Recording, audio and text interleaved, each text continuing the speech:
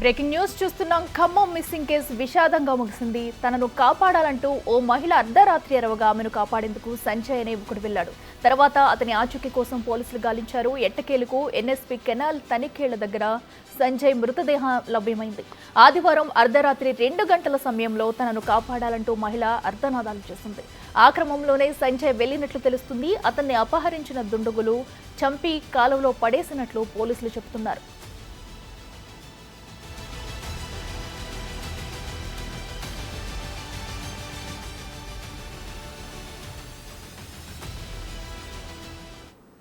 అయితే కేసులో మరో ట్విస్ట్ నెలకొంది. అసలు ఆ రోజు అరిచిన మహిళ ఎవరు అనే కోణంలో కూడా పోలీసులు దర్యాప్తు చేస్తున్నారు. ఇదే అంశానికి సంబంధించి మరింత సమాచారం మా ప్రతినిధి భాస్కర్ లైవ్ లో అందిస్తారు.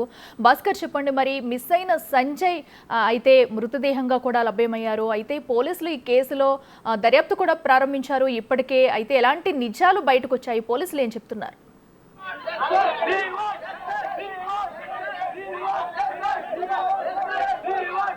ఇప్పటికే ఖమ్మం నగరంలోనే కర్ణగిరి ప్రాంతంలో ఉన్నటువంటి సంజయ్ గత రోజుల క్రితం అదృశ్యమైపోయిన నేపథ్యంలో అంటే అర్ధరాత్రి కూడా తన నాన్న హైదరాబాద్ నుంచి వస్తున్న నేపథ్యంలో పికప్ చేసుకునేందుకు ఖమ్మం బైపాస్ రోడ్ లోకి వచ్చిన నేపథ్యంలో ఒక్కసారిగా మార్గ మధ్యలోనే గుర్తులేని మహిళను కొంతమంది ఆటోలు ఎక్కించుకొని ఆమెను అగత్యం చేసుకుంటూ ఆమె చంపేందుకు ప్రయత్నం చేస్తారంటూ ఆవేదన వ్యక్తం చేస్తున్న అరుపులు అర్చిన నేపథ్యంలోనే ఆమెను కాపాడే పనిలో భాగంగానే సంజయ్ కూడా తన అన్నను పికప్ చేసుకోకుండానే మధ్యలోనే ఆ ప్రాంతం నుంచి బయటకు వెళ్ళిపోయిన నేపథ్యం అంటే వాళ్ళని ఆటోలు వెంబడిస్తూ వెళ్ళిపోయిన నేపథ్యం ఉంది. కట్ చేస్తే 2 రోజుల తర్వాత అంటే మార్గ మధ్యలోనే అగంతకులు కూడా తనను కొట్టుతున్నారు. ఇప్పటికే మహిళను చంపేశారు, నన్ను కూడా చంపేస్తున్నారు అని చెప్పంటూ వాళ్ళ అన్నకు వాయిస్ మెసేజ్ పంపించిన నేపథ్యం అయితే ఉంది. అఖిల ఫలితంగా చూసుకుంటే మాత్రం 2 రోజుల తర్వాత అంటే ఆ ప్రాంతానికి తర్వాత ఫోన్ స్విచ్ ఆఫ్ రావడం, తర్వాత అక్కడ చూసుకుంటే మాత్రం చాలా వరకు కూడా అక్కడ అంటే మళ్ళీ ఎలాంటి ఆనవాళ్ళు లేకపోతే కేవలం సంజయ్ వేసుకపోయిన ఒక బండి తప్ప మిగతా ఎలాంటి ఆనవాళ్ళు లేదు. దీనికి సంబంధించి పోలీసులు కూడా పూర్తి స్థాయిలో దర్యాప్తు వేగవంతం చేయడం కూడా జరిగింది.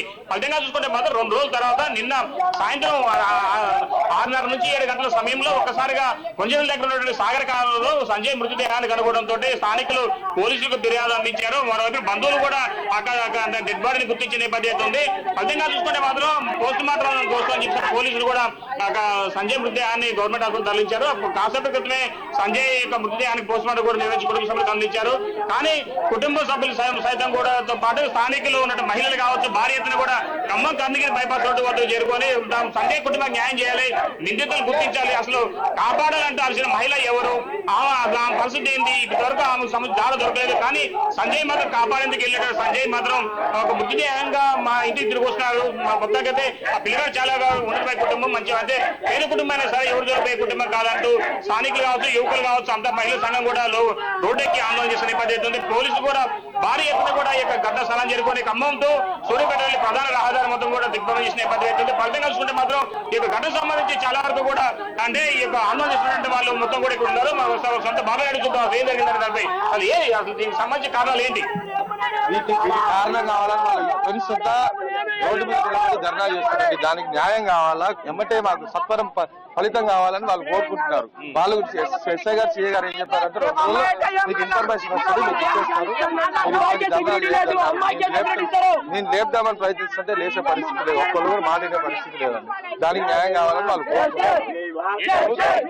అబ్బాయికి న్యాయం లేదు, వాళ్ళకి అబ్బాయి నిజమమ్మా అమ్మాయి అనుకోని రేపు అంటారు. అలాంటి అమ్మాయికి ఎలాంటి న్యాయం చేస్తారు ప్రభుత్వం వాళ్ళు?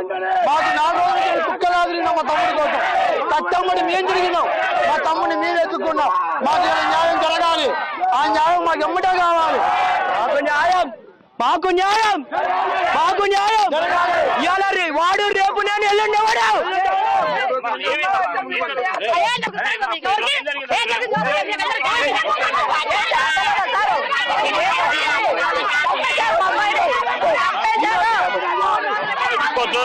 మహిళా లోకం కూడా మొత్తంగా ఆందోళన వ్యక్తం చేసుకునే నేపథ్యం అయితే ఉంది. దీనికి సంబంధించి చాలా సంజయ్కి న్యాయం చేయాలంటూ మొత్తానికి రోడ్డెక్కి మహిళా లోకం కూడా మొత్తానికి ఆందోళన చేస్తున్న నేపథ్యం అయితే ఉంది. దీనికి సంబంధించి చాలా వరకు కూడా సంజయ్ ప్రాణాలు తీసినటువంటి వ్యక్తులకు టోటల్గా వాళ్ళకి సంబంధించి వాళ్ళు గుర్తించాలి, వెంటనే కుటుంబానికి న్యాయం చేయాలని చెప్పి ఆందోళన చేసిన నేపథ్యం ఉంది. అక్కడ మొత్తానికి మాత్రం ఖమ్మంతో సూర్యాపేట ప్రధాన రహదారి కావడంతో ఈ ప్రాంతం కూడా చాలా సేపు నుంచి కూడా ఆందోళన వ్యక్తం చేస్తున్న ట్రాఫిక్ భారీ ఎత్తున కూడా జామ్ అయిపోయిందని చెప్పుకోవచ్చు. పోలీసులు కూడా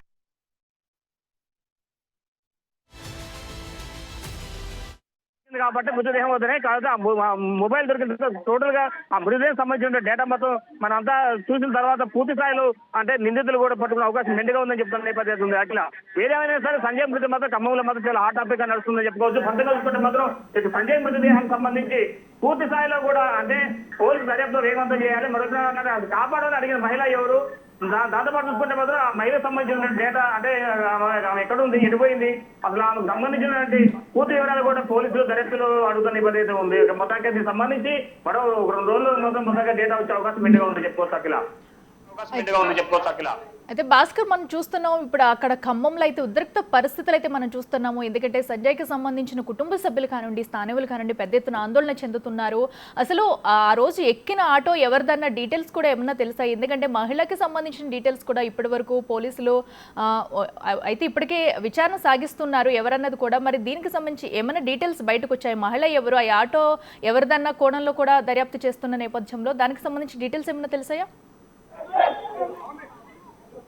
ఇప్పటి వరకు అయితే మాత్రం ఆటోకు సంబంధించిన డేటా కూడా పోలీసులు చాలా వరకు ప్రాంతాలు సీసీ కెమెరాలు మొత్తం పర్యవేక్షణ చేస్తున్న నేపథ్యం అయితే ఉంది. ఇంతవరకు మాత్రం 4-5 ఆటోలు ట్రేస్ అయినాయి. మరోవైపు చూస్తున్న కార్లు కావచ్చు, మరోవైపున వెహికల్ అంటే వాళ్ళ వాహనం సంబంధించిన కాస్త క్లూ దొరికిందటువంటి నేపథ్యం అయితే ఉంది. కానీ అసలు పూర్తి వివరాలు చూసుకుంటే మాత్రం అసలు ఆ మహిళ ఎవరు, ఆమె ఎందుకు రక్షించాలని చెప్పిన అర్ధరాత్రి 2 గంటల సమయంలో ఆర్ధనాదాలు చేస్తుంది, అసలు ఆమెను ఎక్కించబోయింది ఎవరు, ఆ వ్యక్తి ఎవరు అని చెప్పిన దానిపై కూడా పోలీసులు క్షుణ్ణంగా వాళ్ళ స్థాయిలో దర్యాప్తు చేసిన నేపథ్యం అవుతుంది. కానీ ఇంతవరకు మాత్రం ఆ నిందితులకు సంబంధించిన జాడ ఏమాత్రం కూడా లేకపోవడంతో ఒకవైపున ఆందోళన వ్యక్తం చేస్తున్నారు, మరోవైపున ఎందుకంటే మృతదేహం దొరికింది కానీ ఆ మృతదేహానికన్నా ముందు అసలు కాపాడాలని ఆందోళన అరుపుల కేకలు పెట్టినట్టు మహిళ ఎవరు, అసలు ఆమెను కిడ్నాప్ చేసిన అవసరం ఏమొచ్చింది, కాపాడడం కోసం పోయినటువంటి సంజయ్ ఎందుకు మృతదేహంగా మారాల్సిన పరిస్థితి అనే దానిపై కూడా పోలీసులు పూర్తి స్థాయిలో దర్యాప్తు చేసిన నేపథ్యం అయితే ఉంది. కానీ ఏదేమైనా సరే ఇది మాత్రం ఖమ్మం జిల్లాలో మాత్రం ఆ టాపిక్ నడుస్తుందని చెప్పుకోవచ్చు. ఇప్పటి వరకు అంటే ఒకవైపున కేవలం మృతుని సంబంధికులే కాకుండా టోటల్ గా స్నేహితులు కావచ్చు, ఆ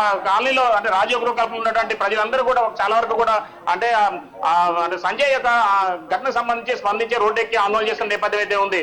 కానీ ఏది ఏమన్నా ఈ యొక్క ఘటనకు సంబంధించి ఒక గంజాయి మత్తు వల్లనే ఇలాంటి కార్యకలాపాలు జరుగుతున్నాయి అనేది కూడా పోలీసులు కావచ్చు, ఒకవైపున కాలనీ ప్రజలు కూడా ఒక అంచనాకు వస్తున్న నేపథ్యం అయితే ఉంది. కానీ దీనికి పాల్పడిన నిందితులు ఎవరు, అసలు వాళ్ళు గుర్తించాలనే పనిలో భాగంగా పోలీసులు కూడా పూర్తి స్థాయిలో దర్యాప్తు చేస్తున్నారు.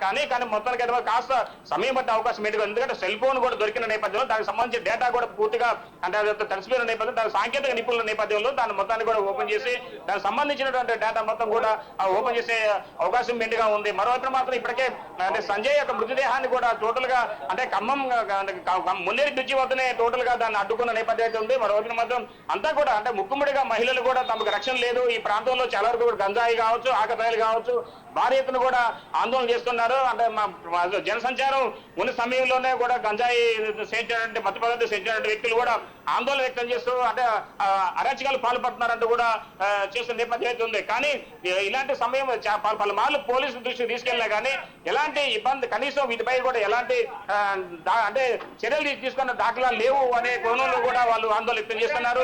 ఇప్పటికే చాలా వరకు కూడా సంజయ్ మృతదేహంతో సరే కనీసం పోలీసులు కళ్ళు లేవాలి, పూర్తి స్థాయిలో వాళ్ళకు కుటుంబానికి న్యాయం చేయాలి అంటూ ఆవేదన చేసిన నేపథ్యం ఉంది. చాలా వరకు కూడా అంటే 3 రోజుల తర్వాత సంజయ్ మృతదేహం కూడా అంటే నిన్న 2 రోజుల తర్వాత సంజయ్ మృతదేహం లభ్యం కావడం, అది కూడా కుటుంబ సభ్యులే కూడా ఆ మృతదేహానికి అనుకోవడంతో కూడా పలు వివాదాలకు పలు అనుమానాలు తావిస్తున్నా చెప్పుకోవచ్చు. మనం క్లియర్ చూసుకోవచ్చు విజువల్ లో సంజయ్ మృతదేహం కూడా టోటల్ గా అంటే మొత్తం కూడా గుర్తుపట్టలేని విధంగా అంటే చంపేశారు అనే ఒక ఆలోచనతోటే మొత్తం కూడా అదొక క్లారిఫికేషన్ వచ్చిన నేపథ్యం అయితే ఉంది.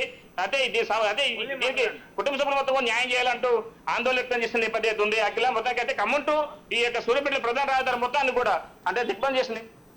Right Bhaskar, thank you.